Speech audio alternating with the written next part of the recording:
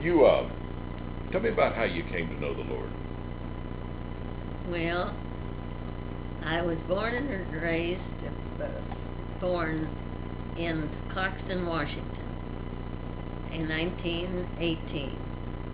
And the next year, my father sold the ranch, and he had a good wheat crop.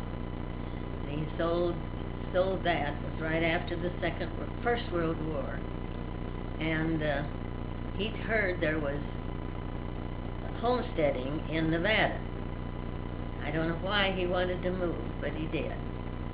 And when we got there, there was no homesteading. He had to buy a big ranch and put all his money into it, and a big dairy barn. And he lost it in 1931. We moved to a little ranch, and by that time the Depression was on. We just struggled until, a year or two. And then my oldest sister had moved to Los Angeles already, and my uncle, my father's brother, lived there, and he ran a repair shop for repairing wrecked cars. And he said he'd hire my dad to help him set up an avocado ranch near San Diego. Well, we weren't there very long, and my uncle went broke. So we moved to the ranch near San Diego, about 25, 30 miles from San Diego. And I was 13 by then, and we moved. I went to school at Escondido for about 2 years, and we had it pretty rough financially, anyhow. But my dad was a very good gardener. He planted one year he planted a whole lot of tomatoes and sweet corn, and he hired 2 men to help him pick them when it was time to harvest. And when he hauled them to San Diego, he'd bring home to a warehouse. He'd bring home what he brought the day before. So we didn't make much money at that. Well, thank God we got he got a job with a rancher in San Diego, and he mostly just fed calves to fatten. And we had a good house, and my mother and I started going to a Foursquare church, 30th and El Cajon in San Diego. And there I gave my heart to the Lord. In Nevada, my grandmother used to take us to Sunday school, but I can't remember ever an altar call. And I think Baptist people mostly do that every service, they say now. But there was none there. I know. Am I talking too long? No, you're doing fine. You after you left that church, you gave your heart to the Lord there at that church. About how old were you? 17? No, I was just past 17. I was 18. Okay, 18 years old, so a young woman. I understand that you got in touch then with Sister McPherson there at the college. My oldest sister was going through college, and the seminary there. The Life College. Yes, and I didn't get acquainted with Sister McPherson. My mother and sister and I were all baptized at the same time. They had a big baptistry, and 3 men were helping, I believe, and Sister McPherson baptized us. but that's as nearest I got to her, except one time. Have you ever been to the temple? No.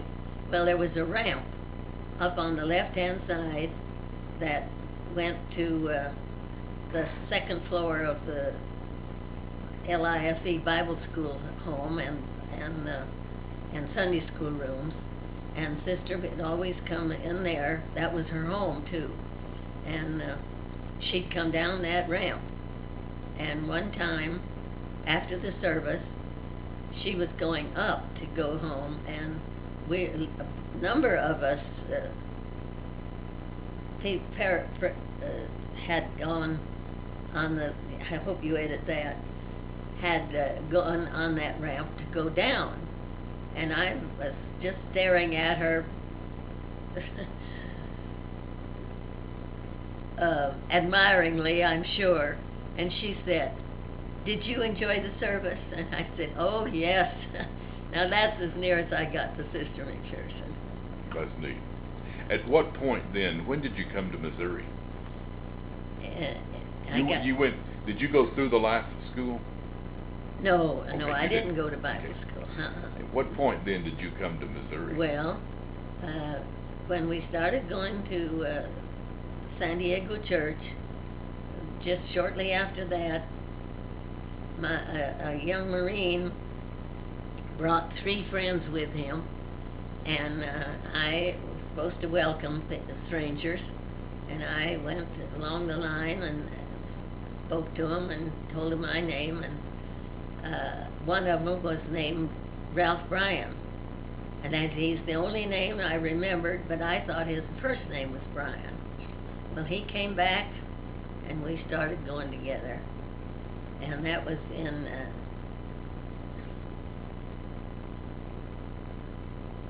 37. Yes, no, it was 1936. Because he was still in the service. He got out late in 1936, and he always wanted to farm. So his grandmother died in 1938, and we were able to send enough money to make the down payment on the farm. So in 41,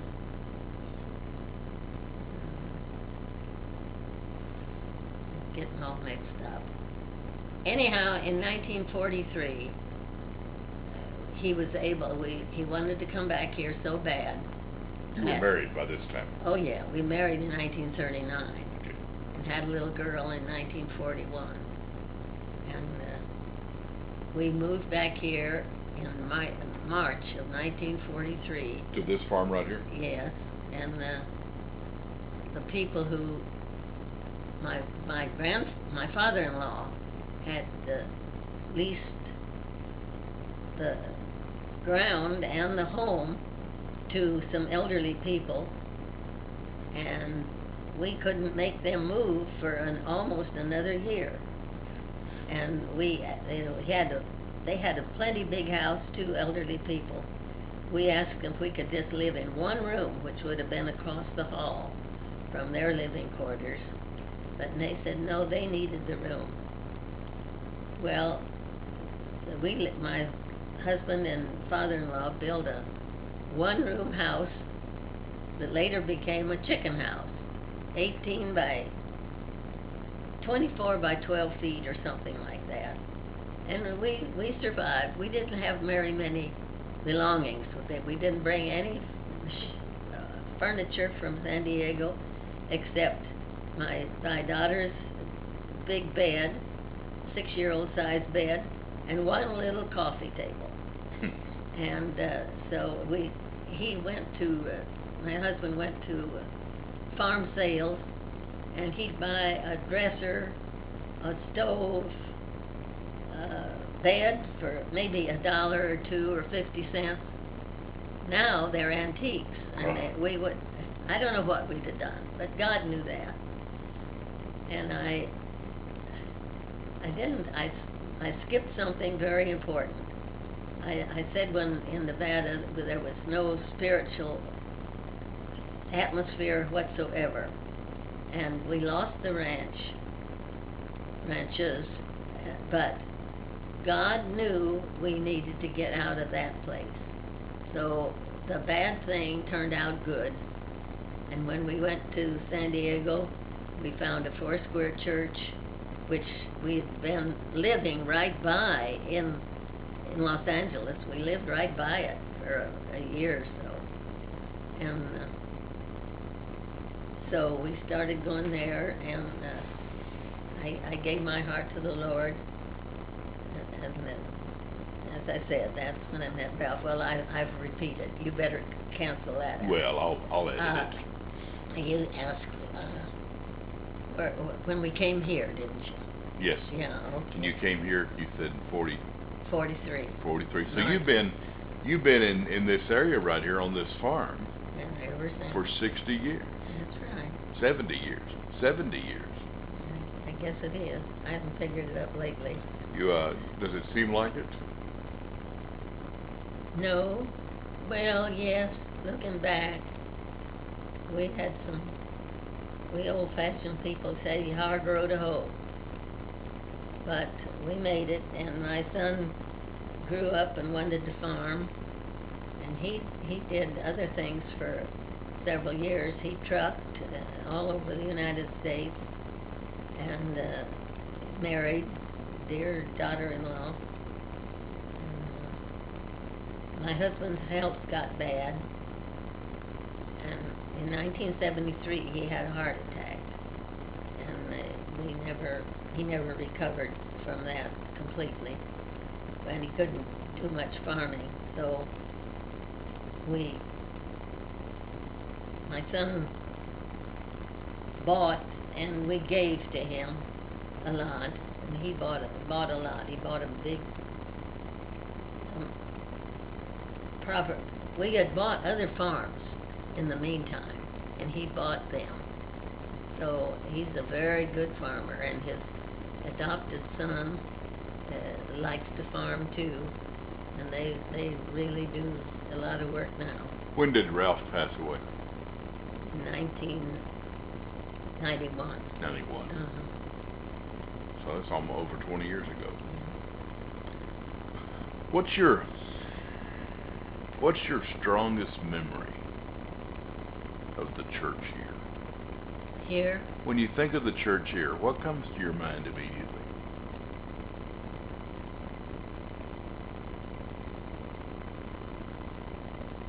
Well,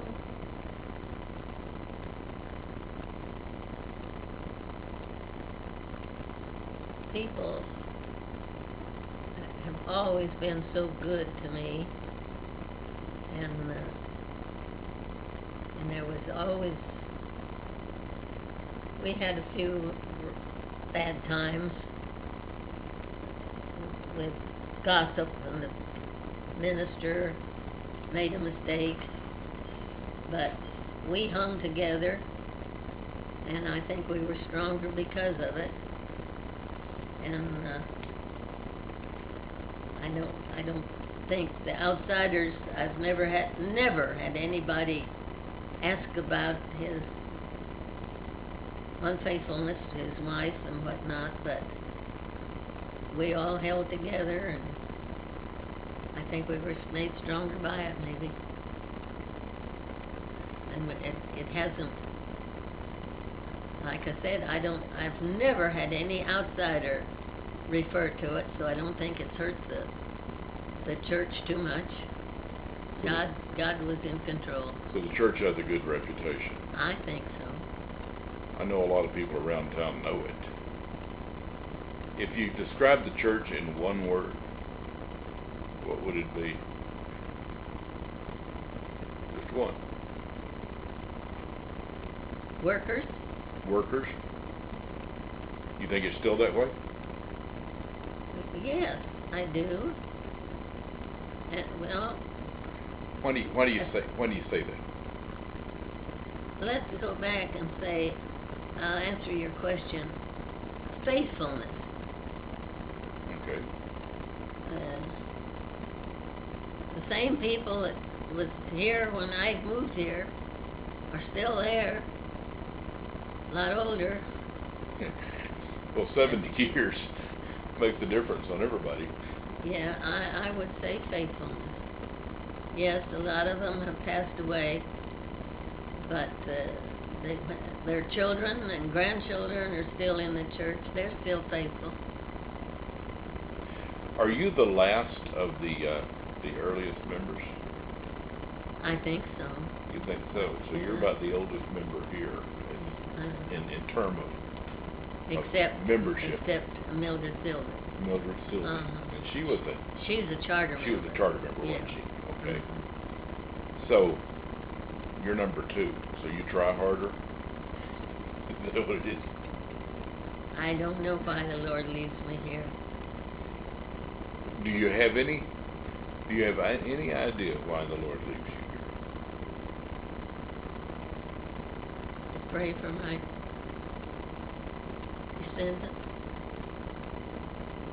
and pray for others, maybe. What do you see everybody in the church has a job. What do you see your job right now in the church as being?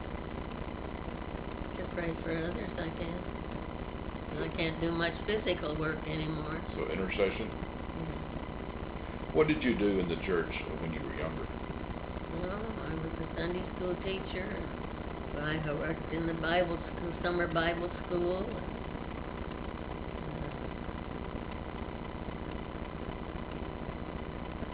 That's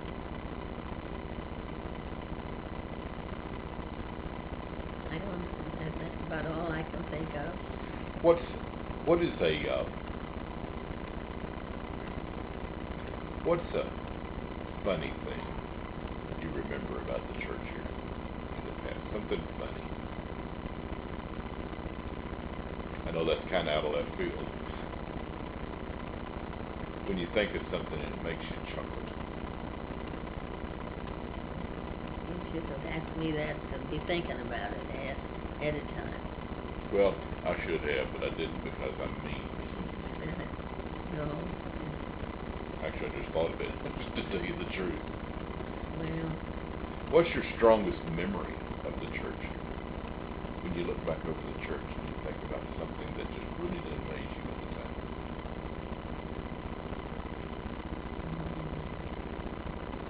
Maybe your coming. Maybe your first Sunday you were here. Something that happened in 1958.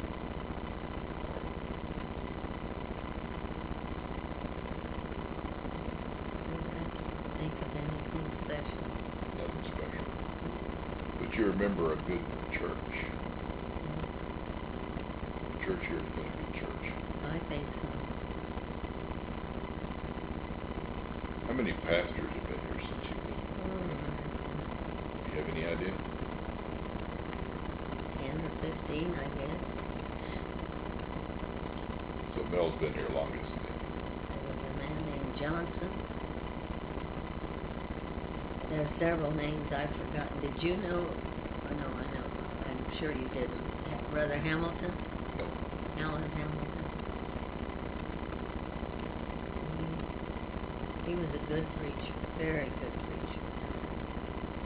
A perfect gentleman. He was so nice.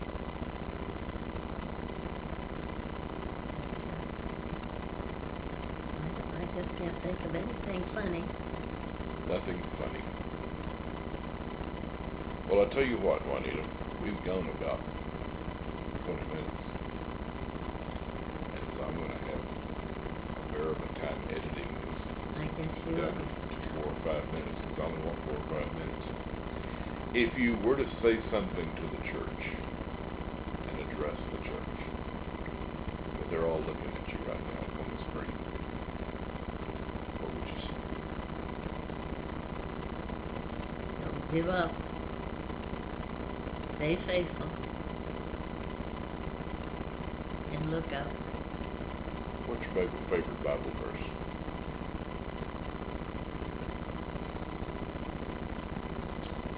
In Proverbs, no. So that the Lord with all your heart. Lean not unto your own understanding. In all your ways acknowledge Him, and He will direct your path. Some Bibles say, make straight your path. Well, they're not always straight, but He'll direct it. Even when it's crooked, He still directs it. And He sure does. Well, I thank you very much. And I'm going to take this and put it down in about 4 or 5 minutes. So I'll take all your mistakes. I hope you do. I'm going to put them all in. I'm going to take out all the good stuff and just make one total bloopers. Now you scare me. But I don't believe you. That's my job. You're not that kind of a person. I don't know. You wouldn't do that. Well, I thank you again. And I'm going to sign off, all right? Anything you want to say in closing? No,